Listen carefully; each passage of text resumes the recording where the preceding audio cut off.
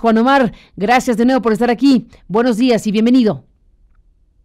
Carmen, muy buenos días. Efectivamente, ayer adelantábamos como el resultado general de esta audiencia, pero Carmen, quiero contarte con más detalle lo que ocurrió durante estas 12 horas que duró la audiencia. Bueno, Carmen, decir que la defensa de Rosario Robles abrió la caja de Pandora en esta audiencia en la que la exsecretaria de Estado fue vinculada a proceso por este delito de ejercicio indebido del servicio público, por lo que también este juez federal solicitó esclarecer la participación del expresidente Enrique Peña Nieto en este desvío de 5,073 millones de pesos provenientes del erario. Durante esta audiencia celebrada en el Reclusorio Sur, que terminó pues ya a las primeras horas del día de ayer, el juez Felipe de Jesús Delgadillo Padierna afirmó que la Fiscalía General de la República también debe investigar al ex candidato presidencial del PRI, José Antonio Meade Curibreña, por el delito de ejercicio indebido del servicio público, el mismo ilícito que se le imputó a Robles Berlanga. El juez dijo: este documento no lo presentaron por accidente, es una joya, y emplazo a la defensa a que presente una copia certificada del acta de entrega-recepción a más tardar el próximo 16 de agosto para que la Fiscalía decida si inicia una investigación contra Meade por el mismo delito de omisión que se investiga en el caso de Rosario Robles. Fueron las palabras casi textuales de este impartidor de justicia. Pero al mismo tiempo que abrió las puertas a que la FGR presentara estas imputaciones contra Peña Nieto y Meade, se cerraron las puertas del Reclusorio Sur y perdió su libertad Rosario Robles. Deberá enfrentar esta prisión preventiva justificada por 2 meses más, y en lugar de ir a su casa, pues desde ayer duerme en este penal de Santa Marta, Catitla. Carmen, el nombre del expresidente Peña Nieto, y es importante decirlo, fue llevado a la sala de audiencias por los abogados defensores de Rosario Robles, que intentaron desacreditar la imputación de la FGR sobre la omisión de la exsecretaria de Desarrollo Social y de Desarrollo Agrario, Urbano y Territorial, Cedesol Sidatu, de avisar a su superior jerárquico sobre los desvíos multimillonarios en ambas dependencias. El abogado Óscar Rogelio Ramírez sostuvo que no se podía afirmar que Rosario Robles no comunicó al expresidente sobre esta triangulación de recursos públicos, y agregó que el exmandatario conoció las observaciones de la Auditoría Superior de la Federación sobre Cedesol y Sedatu a través de la propia exsecretaria de Estado. De acuerdo con el defensor, Robles tuvo comunicación con Peña Nieto sobre las observaciones de la Auditoría Superior de la Federación a Cedesol y Sedatu mediante los canales de comunicación que la exsecretaria de Estado mantenía con el exmandatario, llamadas por la red federal o el llamado teléfono rojo, reuniones de gabinete y giras de trabajo. El abogado agregó que la FGR no realizó ningún acto de investigación para acreditar que Robles no informó a su superior jerárquico, el entonces presidente Peña, sobre los desvíos multimillonarios, por lo que pidió aplicar el principio de presunción de inocencia a favor de su clienta. Otro documento que presentó la defensa de Robles para tratar de desacreditar la acusación de la FGR en el sentido de que no dio aviso y de que fue omisa sobre este desvío, fue el acta de entrega-recepción que firmaron la ex jefa de gobierno capitalino y el ex candidato presidencial del PRI, José Antonio Meade, cuando Rosario dejó la Cedesol en manos de Meade Curibreña. En esta acta de entrega-recepción, folio del 630 al 633, se le informaba a Meade que se encontraban abiertos varios procedimientos de fiscalización por parte de la auditoría, por lo que Rosario Robles ya no era la responsable del cumplimiento de las observaciones, sino el nuevo titular de la dependencia, explicó el abogado Óscar Ramírez. Los abogados defensores, encabezados por Julio Hernández Barros, también presentaron documentación del órgano interno de control de Cedesol, en las que se concluía que no existía ninguna irregularidad, por lo que desestimaron las observaciones realizadas por la auditoría sobre los convenios generales y específicos firmados por esa dependencia con universidades y televisoras públicas estatales. La defensa de Robles también presentó oficios de 2015 y 2016 en los que se instruía al exoficial mayor de Cedesol y de Sedatu, Emilio Cebadúa González, a dar respuesta a los pliegos de observaciones, así como un tercer oficio de 2017 en el que finalmente Robles Berlanga aceptó poner fin a la subcontratación de universidades públicas para el desvío de dinero público hacia empresas fachada. Sobre este último oficio, la Fiscalía advirtió que fue una respuesta tardía porque se permitieron los desvíos durante 2013, 2014, 2015 y 2016. Otro dato de prueba que la defensa intentó hacer valer para descartar la responsabilidad de Robles en esta omisión que permitió el desvío de 5,000 millones de pesos o más mediante el esquema de la llamada estafa maestra y la operación Entregables, recurriendo, Carmen, recordando que es la operación Entregables, a la subcontratación de entes públicos, la firma de contratos simulados, fabricación de expedientes, falsificación de firmas y creación de empresas fantasma. Todo esto intentó hacer, pues todo esto la defensa intentó obviarlo y dijo que fue el tiempo, la Auditoría Superior de la Federación se tardó mucho más tiempo en dar a conocer los dictámenes finales sobre las irregularidades en el gasto de esas dependencias, por lo cual, pues, la secretaria entonces no tenía ya responsabilidad. El defensor Óscar Rogelio Ramírez explicó que los pliegos de observaciones y los dictámenes de irregularidades se dieron a conocer hasta 3 años después de la firma de los convenios entre Sedesol y Sedatu con las universidades públicas y televisoras estatales, por lo que ya no se podía recuperar el dinero ya erogado y en la mayor parte de los casos correspondía a MIT solventar las impugnaciones o anomalías. Pero los fiscales de la PGR que litigaron contra Robles comenzaron esta audiencia con fallas y tuvieron la ayuda inesperada de este juzgador federal que el jueves pasado, Carmen, cuando fue la primera audiencia, había dado muestras de ser muy estricto con ambas partes. Los primeros en ser amonestados por el impartidor de justicia fueron los agentes del propio Ministerio Público porque se negaron a recibir los datos de prueba que la defensa de Rosario recopiló el fin de semana. Luego vino el debate para la aceptación de los datos de prueba que presentó la defensa y los abogados de Robles se impusieron claramente a la Fiscalía, logrando que se les aceptaran 32 de los 35 elementos de descargo que llevaron a esta audiencia. Posteriormente, la defensa presentó este largo alegato para solicitar que se desechara la imputación de la Fiscalía. Incluso su equipo de abogados consideró que la FGR, la Fiscalía, podría hacer requerimientos al ex titular del Ejecutivo Federal, Enrique Peña Nieto, y al ex secretario de Desarrollo Social, José Antonio Meade, para que ambos aclaren si Rosario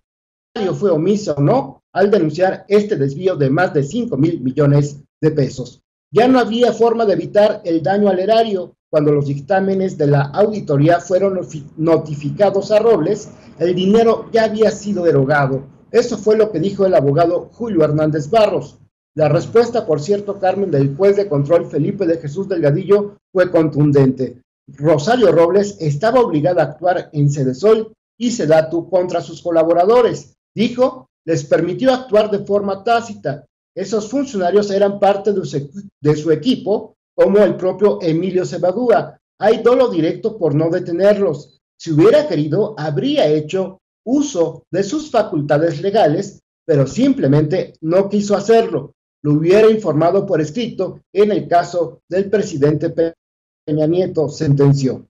Consideró que el argumento de que el dinero ya había salido de las arcas públicas cuando fue notificada de las irregularidades por la auditoría es un acto de cinismo. Su responsabilidad viene de saber y de no hacer nada. Debió evitar la suscripción de estos convenios que estaban llenos de irregularidades. El juzgador federal también calificó como una burla que la defensa argumente la existencia de cartas firmadas por los rectores de universidades públicas en los que estos afirman que tienen capacidad para cumplir con los contratos que se les asignen, sin que ninguna autoridad o funcionario de Sedesol o Sedatu lo haya investigado o corroborado. Por lo anterior, el juez dictó el auto de vinculación a proceso a Rosario Robles por estos 2 cargos de ejercicio indebido del servicio público, uno para el caso en el que estuvo en el Sedesol y otro para el tiempo que fungió como titular de Sedatu, mismos que sumados, Carmen,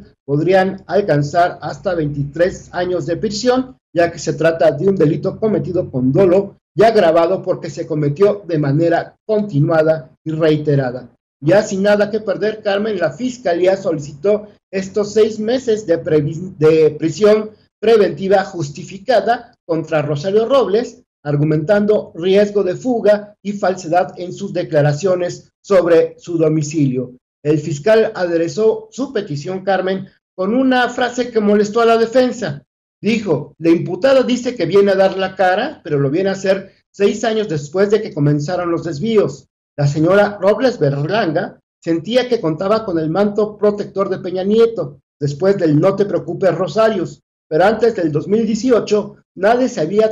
atrevido a tocarla con el pétalo de una denuncia penal. Rosario intentó defenderse, Carmen, con una última participación, sin sonrisa y con la voz entrecortada, solicitó al juez que desestimara el riesgo de fuga para tratar de evitar esta prisión justificada. También dijo: no he involucrado a Peña Nieto y a José Antonio Meade en ningún delito. Mis cuentas están congeladas y no me puedo mover a ningún lado. Además, aquí se acreditó que Robles estaba en Costa Rica al momento en que se giró el citatorio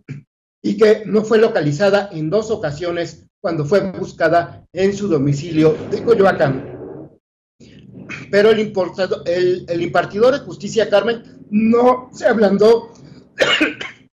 perdón, Carmen, no se ablandó con este discurso y la exjefa de gobierno ya no abandonó la sala de audiencias. Fue ingresada al reclusorio sur para ser trasladada al penal femenil de Santa Marta. Carmen, el vestido blanco que usaba Rosario Robles para dar una apariencia de limpidez, ayer perdió todo su significado y también ayer mismo debió mudarse de ropa. Carmen, pues crónica de esta larga audiencia de 12 horas con un par de recesos que tuvo lugar para este resultado que es conocido desde ayer y que fue lo que, digamos, la acción inmediata fue lo que acaparó justamente los noticieros matutinos de ayer, pues el encarcelamiento de Rosario Robles por esta prisión preventiva justificada por 2 meses. Sí aclarar que la fiscalía había pedido 6 y el juez consideró que era un tiempo excesivo, que la investigación estaba avanzada y que eran suficientes estos 2 meses de prisión preventiva justificada para que concluya la